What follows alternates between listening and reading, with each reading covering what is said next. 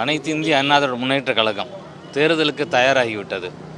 எங்களது கழகத்தின் நிரந்தர பொதுச் செயலாளர் வருங்கால முதலமைச்சர் எடப்பாடி அவர்கள் அறிவித்த அவருடைய ஆணைக்கு இணங்க இன்றைக்கி தலைமை கழகத்தில் இன்றைக்கி விருப்ப மனு பெறக்கூடிய ஒரு நாள். இன்றைக்கி மதுரை மாவட்டத்திலேருந்து நாங்கள் வந்திருக்கிறோம், மதுரை மாநகர்லேருந்து வந்திருக்கிறோம். இங்கே நான் மதுரை வடக்கு தொகுதிக்கு இன்றைக்கி நான் விருப்ப மனு தாக்கல் செய்ய இருக்கிறேன். கழகத்தின் பொதுச் செயலாளர் மாண்புமிகு புரட்சி தலைவருக்கு பிறகு, மாண்புமிகு புரட்சி அம்மா அவர்களுக்கு பிறகு புரட்சி தமிழ் ஐயா அவர்கள் இந்த இயக்கத்தை வலிமையோடும் பொலியோடும் நடத்தி கொண்டிருக்கின்றார்.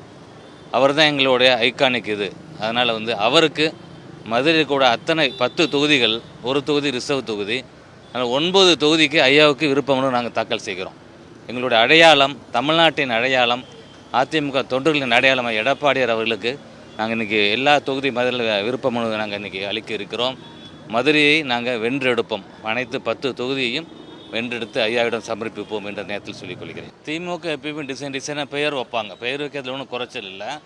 நீங்களே பார்த்துருப்பீங்க, 1 லட்சத்துக்கு மேலே அங்கே திரள்வாங்கன்னு சொன்னாங்க. வயோதிக பெருமக்கள் கொஞ்சம் பேர் அதில் இருந்தாங்க. எல்லா சேரும் காலியாக கிடந்ததாக நம்ம பார்த்தோம். அதுலேயும் அங்கே முதலமைச்சருக்கு வெள்ளி சிம்மாசனம்லாம் கொடுத்து ஆடம்பரத்தின் ஒரு உச்சகட்டமாக ஒரு விளம்பரமான அரசாக செயல்படுறாங்க. மக்கள் அவங்க பக்கம் இல்லை அப்படின்றது இப்போ ஒரு வெட்ட வெளிச்சமாக தெரிகிறது.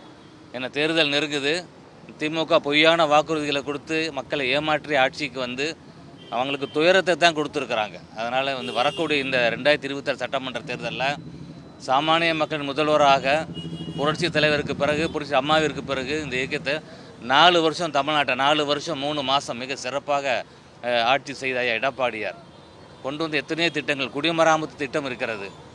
மாணவர்கள் கல்வியை பயன்படக்கூடிய வகையில் மருத்துவ கல்வியில் 7.5% உள்ளிட ஒதுக்கீடு, இன்னும் சொல்லிக்கிட்டே போகலாம். இப்போ நாங்கள் மதுரையிலேருந்து வந்திருக்கிறோம். மதுரையில் 8000 கோடிக்கான திட்டங்களை செயல்படுத்தியிருக்கிறார்.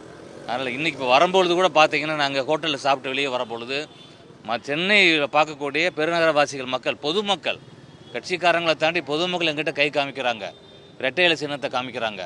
அப்போ தமிழ்நாட்டில் ஒரு அலை உருவாயிருச்சு. அதனால் பொதுச்செயலாளர் தலைமையில் அமைகிற கூட்டணி தமிழ்நாட்டில் ஆட்சி பெறும், இரட்டை இலை சின்னம் மிகப்பெரிய வெற்றி பெறும். ஐயா எடப்பாடியார் தமிழ்நாட்டின் முதலமைச்சராக வருவார். இந்த திமுக இதெல்லாம் செய்யாமல் விட்டு போச்சோ மக்களுக்கு எல்லா நன்மைகளையும் நிச்சயமாக தருவார்.